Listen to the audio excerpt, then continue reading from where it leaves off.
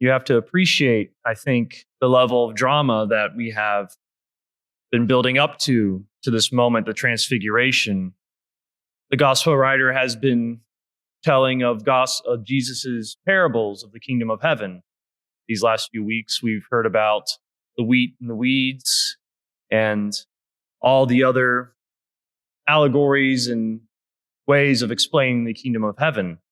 And these have been fairly confusing for the people and for his apostles.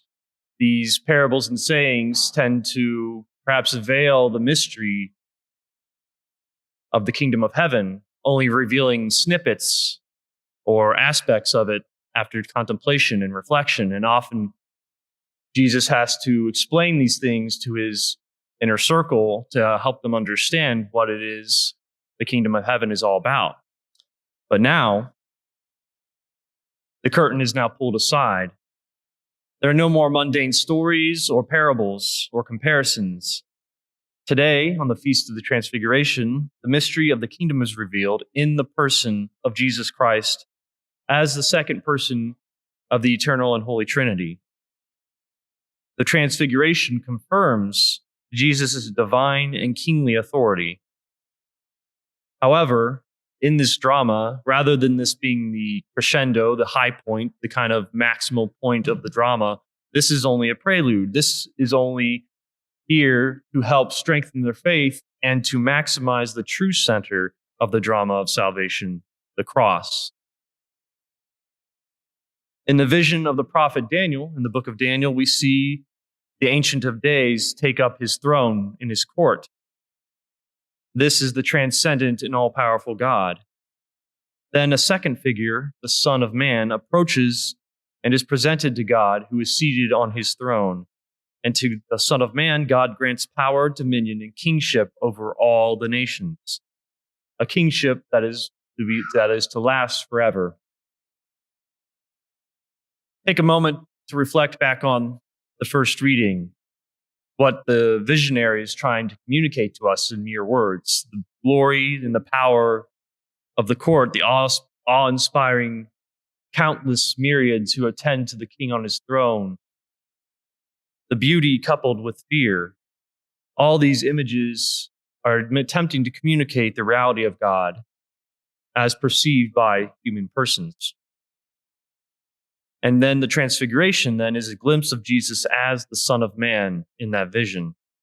A peek behind the veil where the glory of Jesus shines through, and the Ancient of Days, the God the Father, still veiled in the clouds, proclaims Jesus as his only Son, and we are commanded to obey him. But the Transfiguration isn't a coronation. It is only a prelude to the true coronation of the cross, where Christ is not crowned with gold and jewels and fine clothing, but is crowned with thorns. The physical coronation that we see on the cross is the exact opposite of what we see in the vision of Daniel, or how Jesus appears in his Transfiguration. This is because Jesus is a king whose rule is characterized by love and mercy rather than vain displays of power. The spiritual and deeper reality of Jesus' coronation, his passion and death, is the glory we see in the Transfiguration. For God is glorified in his creation, that which he made, so that he might share his infinite goodness with other beings that reflect in a small way his infinite wisdom. Humanity, the height of material creation, fell into sin, and so for his own glory, he raised us up again by offering himself on the cross for us. It is difficult to understand this kind of glory that is characterized more by humility rather than the more self-serving glory humanity often pursues. For this reason, Jesus commanded his apostles not to speak of the Transfiguration until after the resurrection.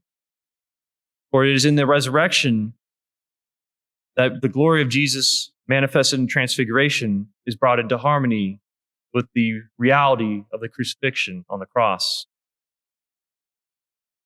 We are invited into the drama of these intertwined events at Mass, where the veil of heaven and earth is again pulled back. Every Mass, Jesus, the King, is made present, and all the glory of heaven, the angels and the saints attend him. Every elevation of the host and the chalice is a moment of coronation, the time when the king took up his throne on the cross for the salvation of mankind. And when we receive him in Holy Communion is the moment where the glorious life hinted at the Transfiguration is made manifest to us and brought to us. This is why churches are built with an eye towards beauty and grandeur, why the vessels and vestments are carefully made to reflect the dignity of the event happening, and such devotion going into the composition of sacred music.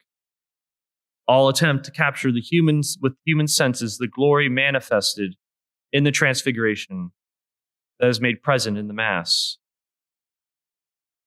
The Feast of the Transfiguration reveals to us then the kingdom of glory, so that for us the Mass becomes the center and highlight of our lives. Death is turned into life, disgrace into glory, a fallen humanity raised and adopted the sons and daughters of God. The throne of the Ancient of Days is made present along with the sacrifice of Calvary, and we are transported to that one moment where all things were made new, and we are made new, so that in and through him who sits at the right hand of God, we too may reign forever in glory.